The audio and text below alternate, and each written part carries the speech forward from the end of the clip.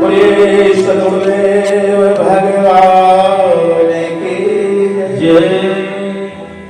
सत्य सनातन धर्म की जय। बांके बिहारी लाल की जय। बोलिए काल भैरव भगवान की जय। त्रिकेश्वर महादेव की जय। सब देवताओं की जय। सब भक्तों की जय। जय जय श्री राधे श्याम।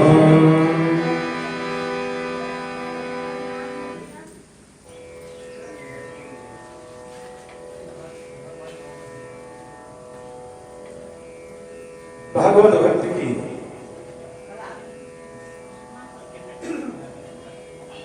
भव्यतम भावनाओं से अभिभूत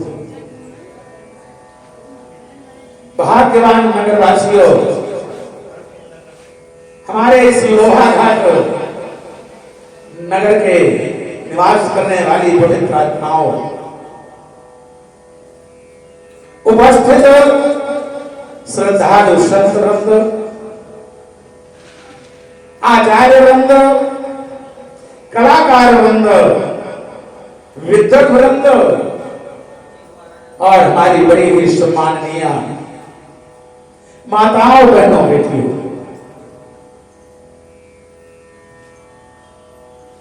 परम पिता परमेश्वर की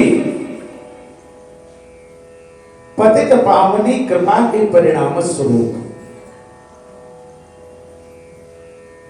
आपके नगर में और आपके नगर के सबसे जो प्रतिष्ठित स्थल भगवान लिंगेश्वर महादेव जी के पावन मंदिर प्रांगण में आप सब लोगों के लिए और आप सब लोगों के द्वारा बड़ा ही दिव्य और भव्य कार्यक्रम श्रीमद् भागवत सप्ताह ज्ञान यज्ञ का ये बड़ा ही पावन कार्यक्रम चल रहा है। आज द्वितीय दिवस है। कल आप लोगों ने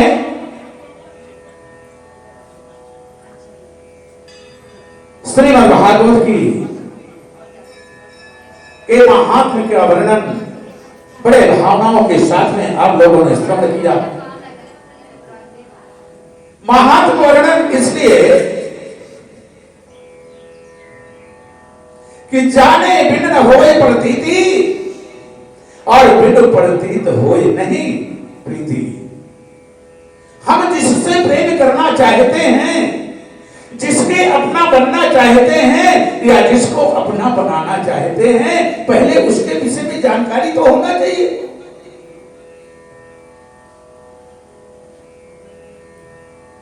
इसलिए महात्म का वर्णन आप लोगों ने वक्ता, जो श्रीमद् भागवत के वक्ता है ना, सुखदेव जी महाराज, उनके जन्म का वर्णन, उनका जन्म कैसे हुआ, ये सब आप लोगों ने कल की कथाओं में श्रवण किया।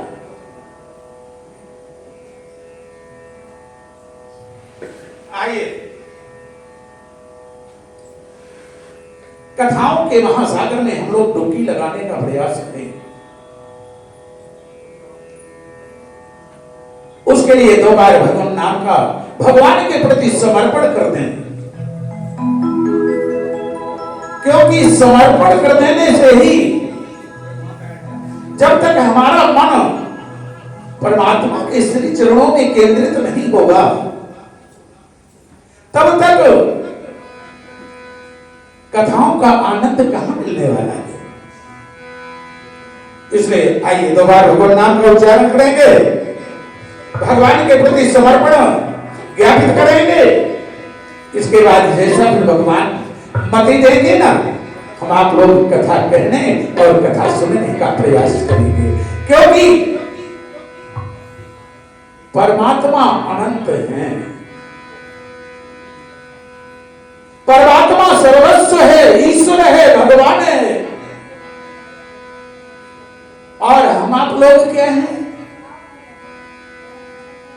हम लोगों की क्या क्षमता है कि हम लोग परमात्मा की कथाओं का, परमात्मा की लीलाओं का वर्णन कर सके? इस क्षुद्र जीव में क्या क्षमता है? लेकिन जैसे हमें जानते हैं कि भगवान भास्कर, भगवान सूर्य साक्षात त्रिलोकीनाथ हैं,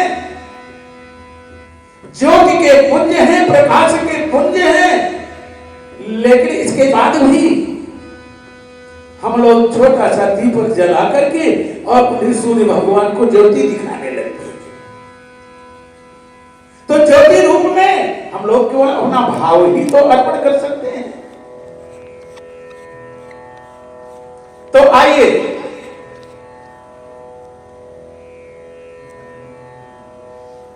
विद्वानों ने लिखा है, हमारे भक्तों ने गाया है,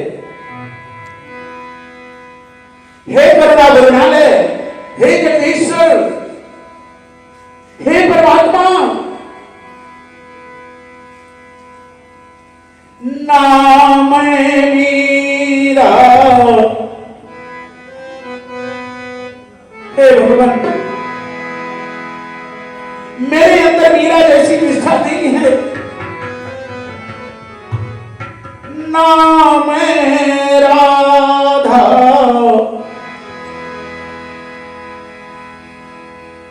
राधा के समान मेरे अंदर प्रेम की भावना भी नहीं है। मेरा तो एक ही भाव है कि मुझे परमात्मा को प्राप्त करना है, इसके अलावा मेरे पास कुछ भी नहीं है। नाम मीरा, नाम राधा, फिर भी श्याम को पाना है, फिर भी श्याम को पाना है। अरे हाथ हमारे कुछ भी नहीं है, हाथ हमारे कुछ भी नहीं है, केवल भाव चढ़ाना है। हाथ हमारे कुछ भी नहीं है, केवल भाव चढ़ाना है। नाम मीरा, नाम राधा, नाम मीरा, नाम राधा, फिर भी श्याम को पाना है, फिर भी श्याम को पाना है। हाथ हमारे कुछ भी नहीं है, केवल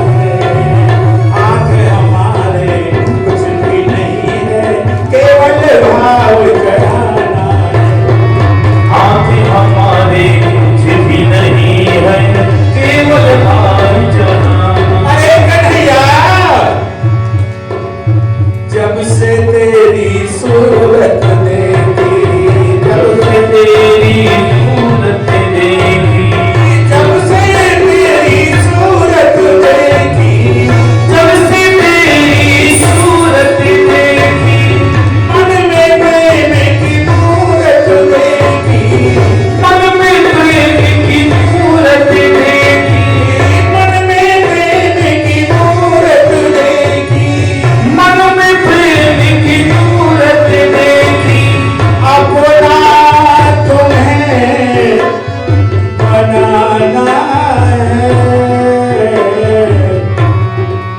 हे नारायण, अपना तुम्हें बनाना है। अरे हाथ हमारे कुछ भी नहीं है, केवल भाव चढ़ाना है। हाथ हमारे कुछ भी नहीं है, केवल भाव चढ़ाना है। नाम मीरा नाम राधा, नाम मीरा नाम राधा, फिर भी श्याम को गाना है, फिर भी श्याम को गाना है। हाथ हमारे कुछ भी नहीं है, केवल भाव चढ़ाना है। हाथ हमारे कुछ भी नहीं है, केवल भाव चढ़ाना है। हाथ हमारे कुछ भी नहीं है, केवल भाव चढ़ाना है। हाथ हमारे कुछ भी नहीं है, केवल भाव चढ़ाना है।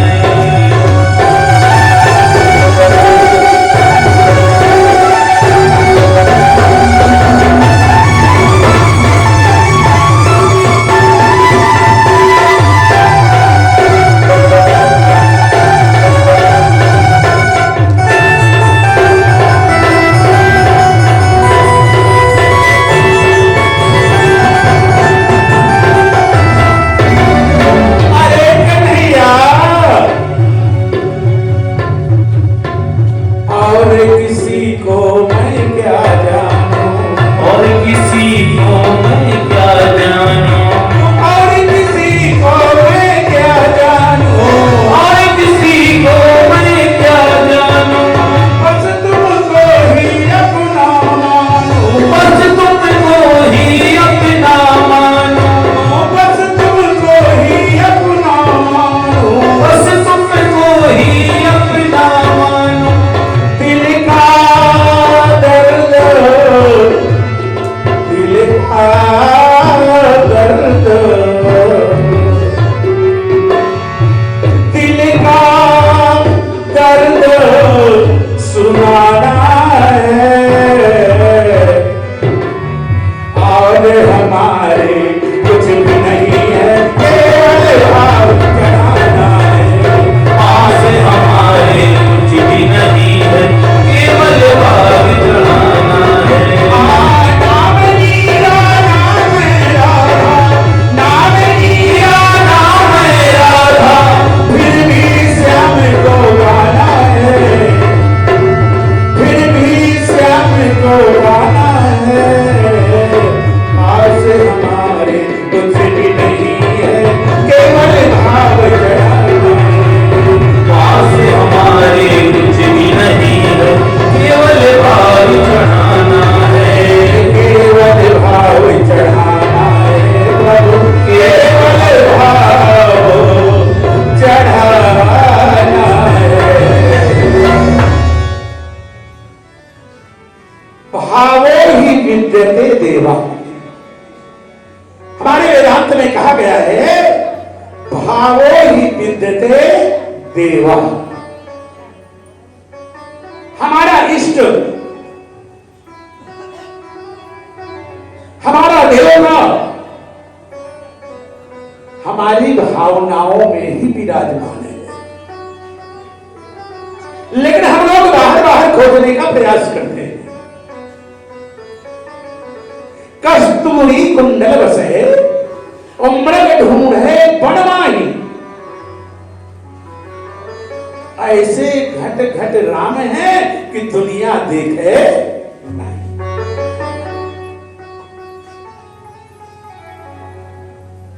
और वो परमात्मा विराजमान कैसे है, किस रूप में हमारे अंदर? केवल भाव के रूप में विराजमान है। भाव माने भावना, हमारे अंदर जो कुछ भी हमारे चिंतन की स्थिति है वही तो भाव है। और जीवन में भाव का ही प्रभाव है। देखिए, इस शब्दों का गुंथन है, बड़ा महत्वपूर्ण होता है। बड़े बड़े विद्वान लोग बैठे हुए हैं क्योंकि ये जो कथा हो रही है ना, ये भावनात्मक कथा हो रही है, नाच कूद वाली नहीं हो रही। संगीत तो थोड़ा सा जोड़ लिया गया है कि कभी कभी आपका मनोरंजन भी हो जाए, नींद वगैरह भाग जाए। वाकई भावनात्मक कथा है। वस्तुतः भागवत का जो भाव है वही आप लोगों को मिलने जा रहा है। तो जो हमारे अंदर भाव है ना, भाव का ही जीवन में प्रभाव है। और लक्षण क्या होगा कि हमारा भाव अच्छा है या बुरा है। अगर हमारा भाव अच्छा है तो मान लेना चाहिए कि हमारा स्वभाव भी अच्छा होगा। अगर हमारा भाव अच्छा है तो हमारा स्वभाव भी सकारात्मक होगा, अच्छा होगा, किसी को सुख पहुंचाने वाला होगा, किसी को प्रिय लगने वाला होगा। और जब हमारा भाव अच्छा होगा तो स्वभाव अच्छा होगा, और जब स्वभाव अच्छा होगा तो संसार में, समाज में हमारा प्रभाव अच्छा होगा। ये सब भाव की ही श्रृंखला है।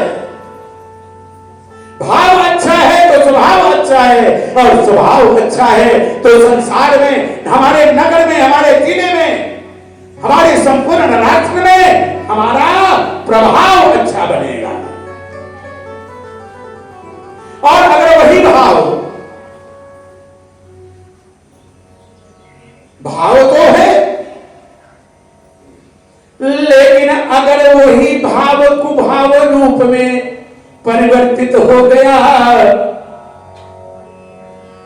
तो क्या मिलेगा?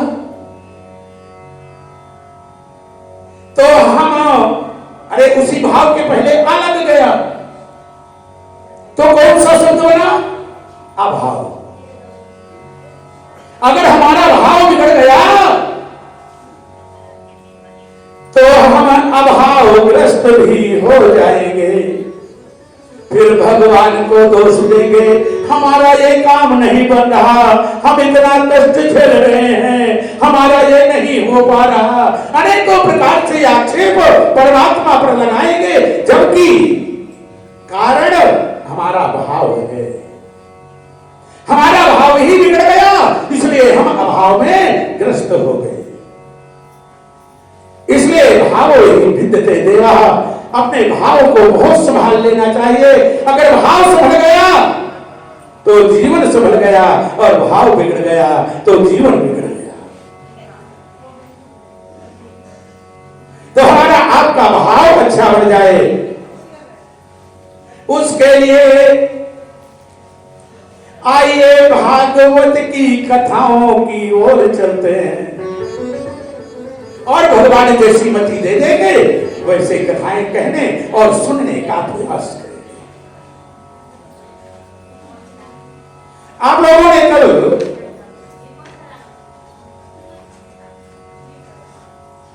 वक्ता के विषय में, सुखदेव जी महाराज के विषय में वर्णन श्रवण किया। वक्ता श्रोता चला दीजिए। आइए अब श्रीमद् भागवत के श्रोता कैसे हैं? क्योंकि वक्ता श्रोता ज्ञान निधि। कथाएं कहने में और कथाओं में आनंद तभी आता है कि जब वक्ता विद्वान हो और श्रोता समझदार हो। तो कथाओं का जो तारतम्य बढ़ता है बड़ा अच्छा बन जाता है। तो जो भागवत के आदि श्रोता हैं वो परीक्षित जी महाराज हैं। जैसे कि हमारे इस सत्र के इस यज्ञ में हमारे सुरेंद्र भैया जी हैं। कभी उनके बड़े भाई, बड़े हैं या छोटे हैं, महेंद्र भैया जी, वो भी कभी इसी व्यास गद्दी में परीक्षित बने थे और इस बार सुरेंद्र भैया जी।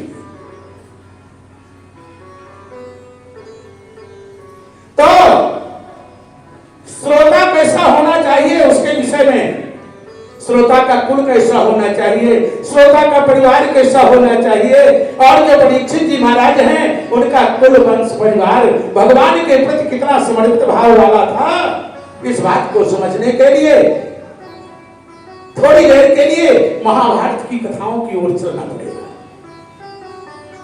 क्योंकि जहां से महाभारत समाप्त हुआ है वहीं से श्रीमद् भागवत का प्रारंभ हुआ है। जहां महाभारत का अंत हुआ है वहीं से फिर आगे भागवत का प्रारंभ हुआ है। तो आइए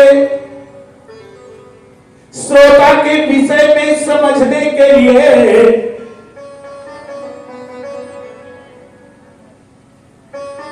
महाभारत की ओर चलते हैं। यदा मृधे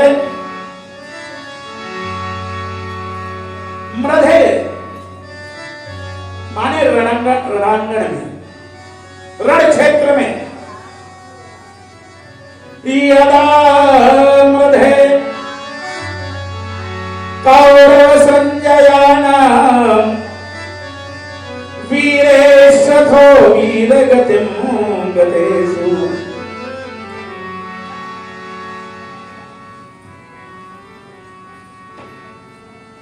प्रकोदराविद्ध गदाभिमर्शो। प्रकोदर माने भीम। प्रकोदरा विद्ध गदाभिमर्शो भगणारुदंडे धृतराष्ट्र पुत्रे। धृतराष्ट्र पुत्र अर्थात दुर्योधन। भीम ने संकल्प किया था कि जिन्होंने द्रौपदी के चीर हरण करने का प्रयास किया है,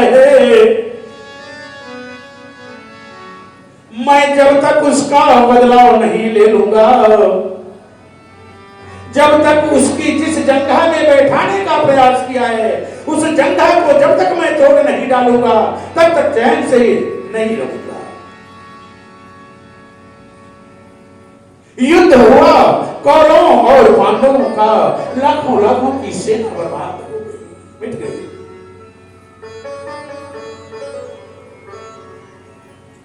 भीम जी महाराज ने गदा का प्रहार करके दुर्योधन की दाहिनी जंघा को तोड़ डाला।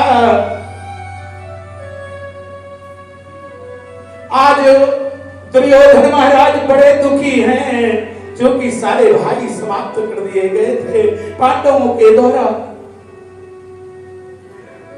जाकर के एक सरोवर के किनारे पड़े हुए थे। यहां से द्रोणाचार्य जी महाराज के सुपुत्र अश्वत्थामा पहुंच गए। दुर्योधन के पास में बैठ गए हैं। राजन, आपकी ये वेदना मुझसे बर्दाश्त नहीं हो रही है। आपने बचपन से हम लोगों का लालन पालन किया, हमें मार्गदर्शन दिया, और आज आप ही इतनी व्यथित स्थिति में पड़े हुए हैं, मुझसे बर्दाश्त नहीं हो रहा है।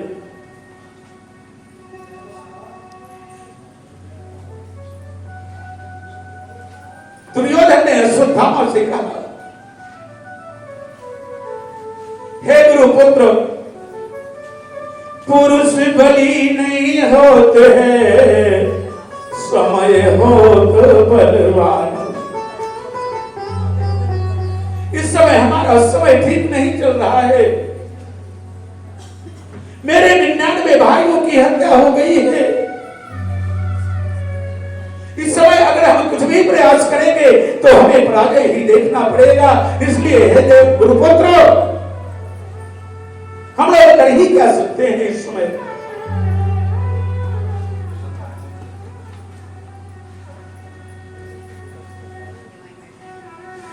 अश्वत्थामा ने कहा, हे राजन,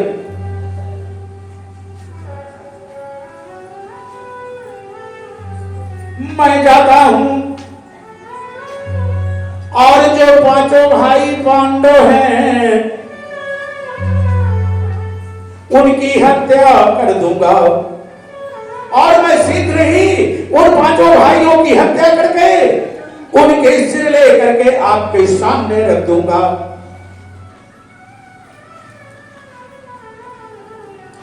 आज अश्वत्थामा महाराज के हृदय में बदले की भावना है। मैं अपने राजा के अपमान का, राजा के कष्ट का बदला जरूर पांडवों से लूंगा। तलवार को उठाया है और इधर भगवान श्री कृष्ण, क्योंकि ये जो चल रहा है ना, ये सब भगवान श्री कृष्ण की ही क्यों लीला चल रही है। इधर भगवान श्री कृष्ण पहुंचे अर्जुन आदि के पास में और कहा, अरे अर्जुन, अरे युधिष्ठिर भैया, कहा आंख रैया, चलो आज जंगल की ओर तो घूम आए। पांचों पांडवों को ले लिया भगवान कन्हैया ने और जंगल की ओर घूमने के लिए चले गए। माता द्रौपदी पांचों पांडवों के द्वारा जो 5 संतानें पैदा हुई थी, उन छोटे छोटे बालकों को लिए हुए राजभवन में शयन कर रही थी।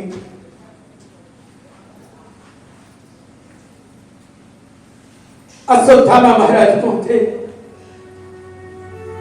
हाथ में बड़ी विकराल तलवार लिए हुए थे।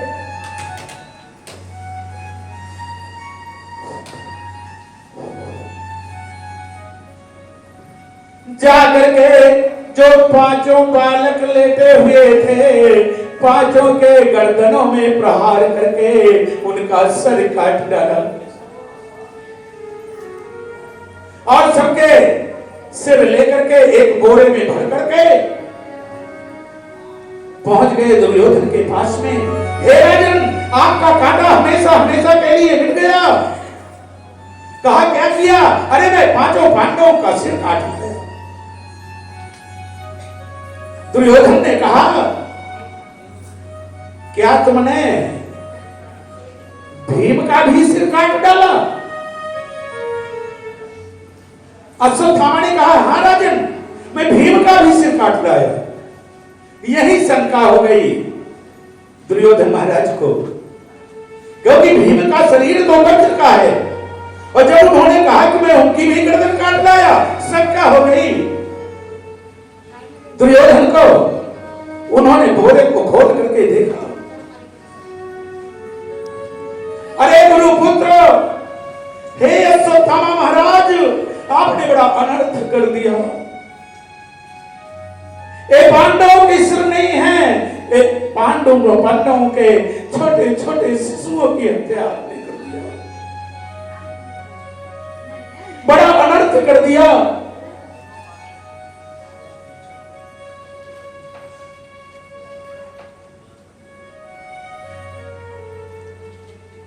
आज बड़ा अफसोस करने लगे, पछतावा करने लगे, आज जघन्य अपराध कर दिया।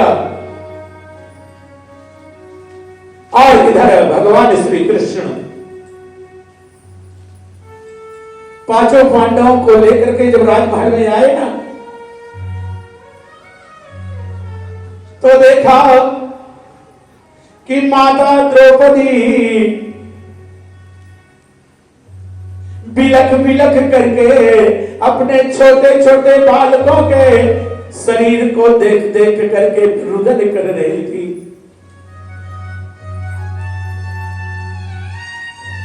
बड़ी जोर जोर से रो रही थी।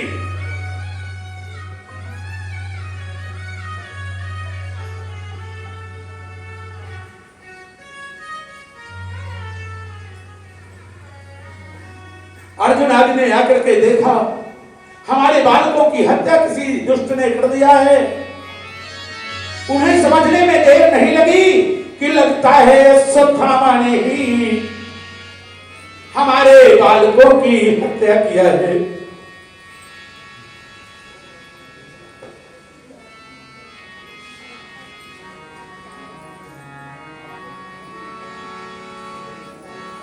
मैं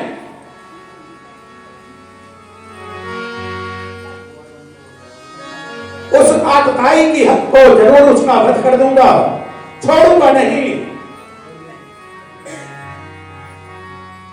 आकर के द्रौपदी में यह से पूछा गया, हे देवी,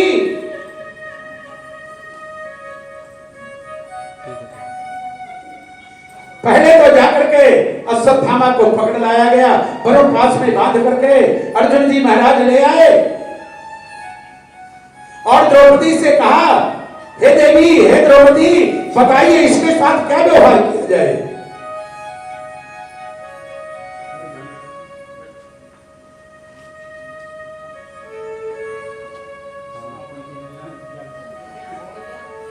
इस दुष्ट को मार दिया जाए या क्या व्यवहार किया जाए, आप बता दीजिए ना, क्योंकि आपके सुपुत्रों की हत्या किया है इस दुष्ट ने।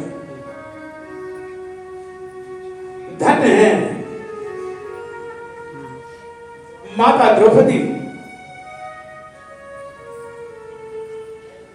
हे अर्जुन, हे भीम, हे युधिष्ठिर, पुत्र शोक कितना कष्टकारी होता है, ये आज मैं महसूस कर रही हूं। भोग में रही हूं सुत शोक की विषम पीड़ा, हे अर्जुन, भोग में रही हूं सुत शोक की विषम पीड़ा, मैं न चाहती हूं ऐसी पावे गुरु मातु जी। अगर आपने अश्वत्थामा का वध कर दिया तो अश्वत्थामा का तो शरीर शांत हो जाएगा, अश्वत्थामा मर जाएगा, लेकिन पुत्र शोक की पीड़ा किसे झेलना पड़ेगा? उनकी माता, जो कि बेचारी निर्दोष हैं। तो मैं नहीं चाहती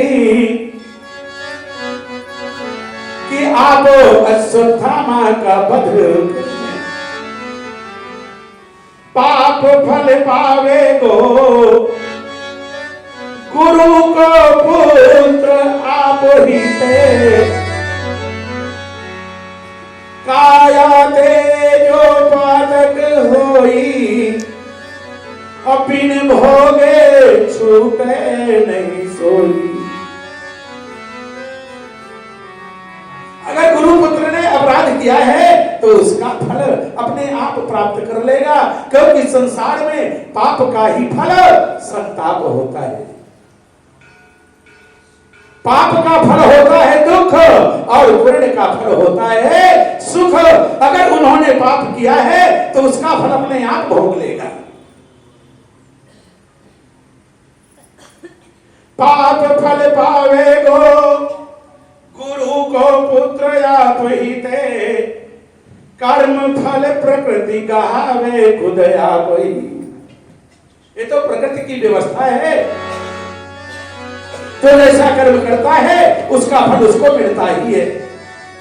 ये प्रकृति की ईश्वर की ईश्वरीय व्यवस्था है। याते गुरु पुत्र को न दंड दीजे काऊ, प्रकृति व्यवस्था बैठी देखो चुपचाप जी। अरे प्रकृति की व्यवस्था है, अगर उन्होंने पाप किया है तो परिणाम मिल जाएंगे, इसलिए आप चुपचाप हो जाइए, आप उसके साथ कोई दुर्व्यवहार मत कीजिए। वध करने से मर जाएगा ये दुष्ट, किंतु अगर आपने वध कर दिया तो ये दुष्ट समाप्त हो जाएगा। अब भोगे गुरु मातु या को सारो परिताप जी, कष्ट तो माता जी को भोगना पड़ेगा। उन्होंने मना कर दिया। कितना दयालु, कितना कृपालु परिवार है। परीक्षित जी महाराज की दादी है ना माता द्रौपदी। अर्जुन जी महाराज ने भगवान श्री कृष्ण की ओर निगाह दौड़ाई। नारायण आपकी क्या आज्ञा है, आप क्या कहना चाहते हैं?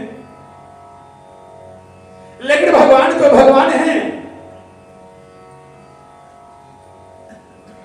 भगवान कन्हैया ने कहा, हे अर्जुन,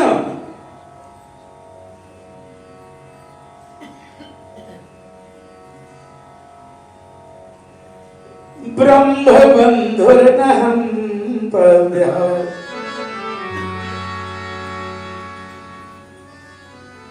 ब्रह्म बंधुर्नहं तव्यः, अर्थात ब्राह्मण के कभी हत्या नहीं करना चाहिए। कितना भी बड़ा दोष क्यों न किया हो, कितना बड़ा पाप क्यों न किया हो, लेकिन उसकी हत्या कर देने से ब्रह्म हत्या लग जाती है। जो कि लाखों करोड़ों जन्म लेने के बाद भी ब्रह्म हत्या कभी मिटती नहीं है। तो ब्रह्म बंधुर्नहं तव्यः। उधर भगवान ने कहा ब्राह्मण की हत्या भी नहीं करना चाहिए, और दूसरी बात भी कह दिया, आतताई बधारण।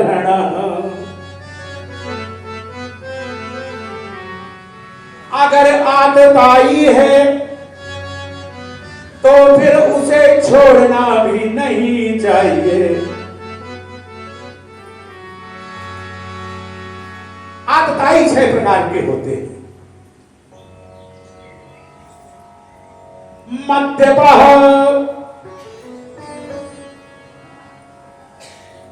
मदिरा पान करने वाला, वो आपके साथ कोई भी दुर्व्यवहार कर सकता है, क्योंकि मदिरा पी लेने के बाद वो अपने होश में रहता ही नहीं। शिशुओं की हत्या करने वाला, आपके घर का सोना चुराने वाला, जीवों की हत्या करने वाला, माताओं का शील भंग करने वाला, खड़े थे आतताई न। ये 6 प्रकार के आतता, और आपको मारने की चेष्टा करने वाला, ये 6 प्रकार की आतताई होते हैं। कोई अगर आपको मारने आ रहा है और ये निश्चित हो गया कि वो मार ही डालेगा, तो उसके ऊपर उसकी हत्या कर देने में कोई दोष नहीं है। आततायन मायांतम अन्या देवा विचार्यन, उस पर विचार नहीं करना चाहिए। अगर आपको कोई मारने आ रहा है तो उसकी हत्या करने में कोई पाप नहीं है। आततायन मायांतम अन्या देवा विचार्यन, कोई विचार करने की आवश्यकता नहीं है, ऐसा हमारे शास्त्रों में बताया गया है।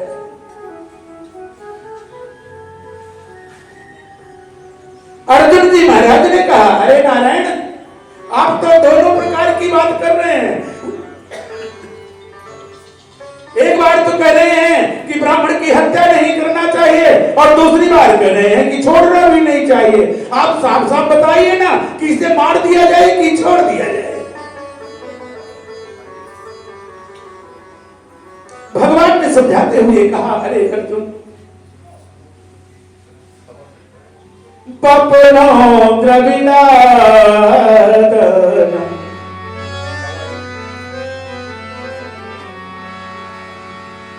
अगर किसी ब्राह्मण बालक ने कोई पाप किया है तो फिर उसे क्या करना चाहिए? पपनो द्रविण आदन, उसका सर मुड़वा देना चाहिए। और द्रविण आदन,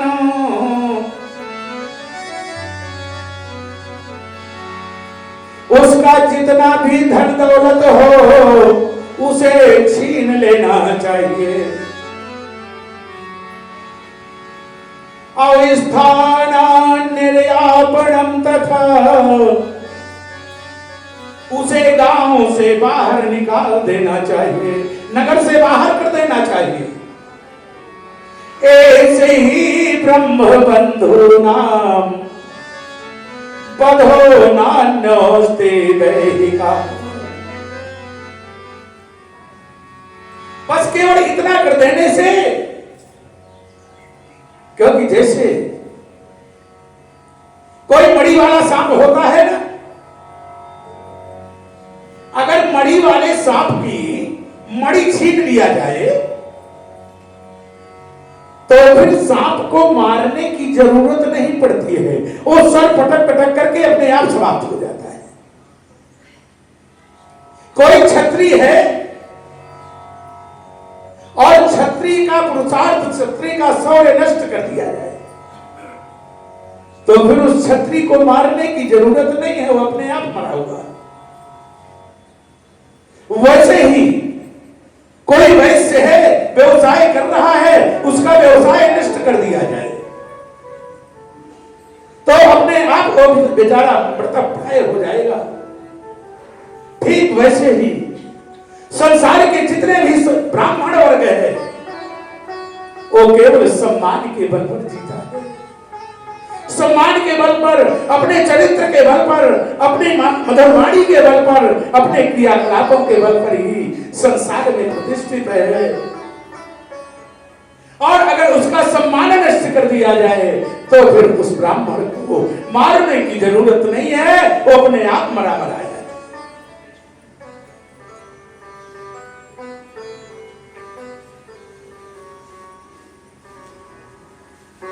आज यही व्यवहार अश्वत्थामा के साथ किया गया,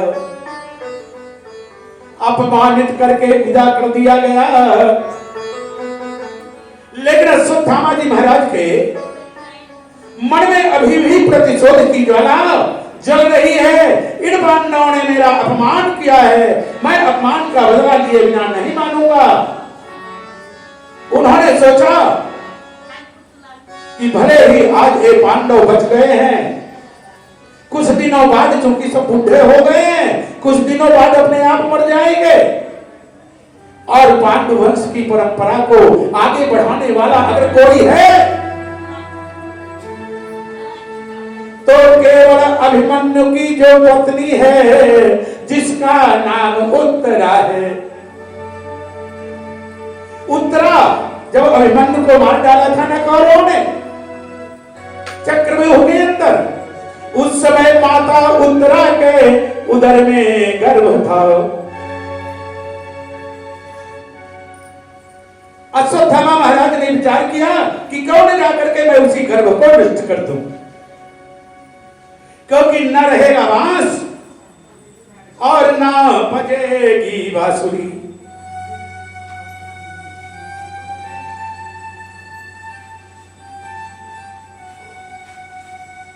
इस प्रकार से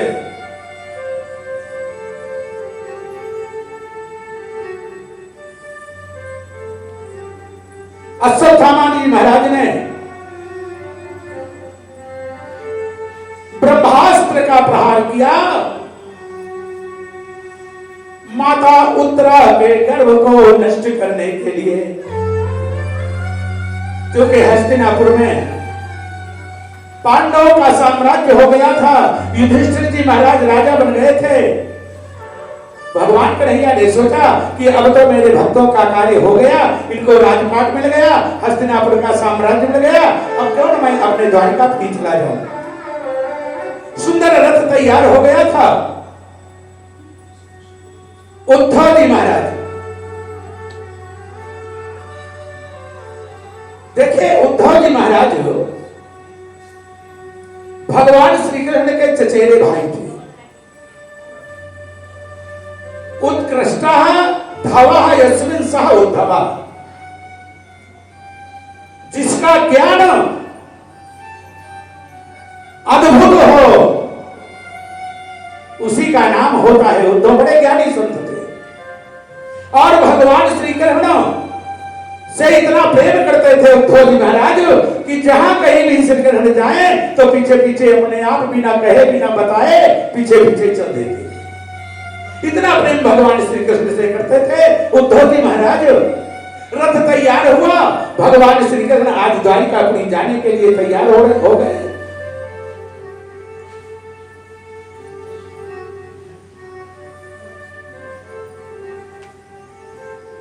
रथ के ऊपर भगवान श्री कृष्ण ने एक पैर उठा करके रखा था और दूसरा पैर उठा करके उठाने ही वाले थे, बड़ी तीव्र आवाज आई, पाहि पाहि महायोगिन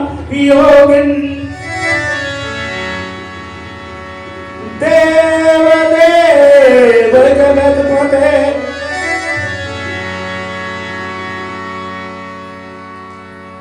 नानो तदभयो पस्से यत्र मृत्यु परस्परम् पाहि पाहि महायोगिन।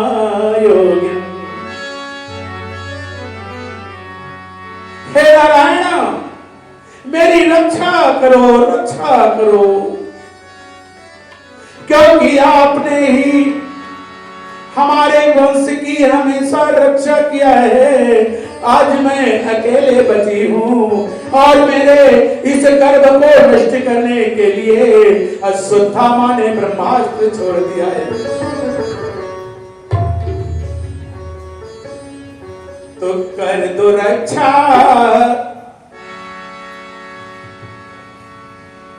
कर दो रक्षा,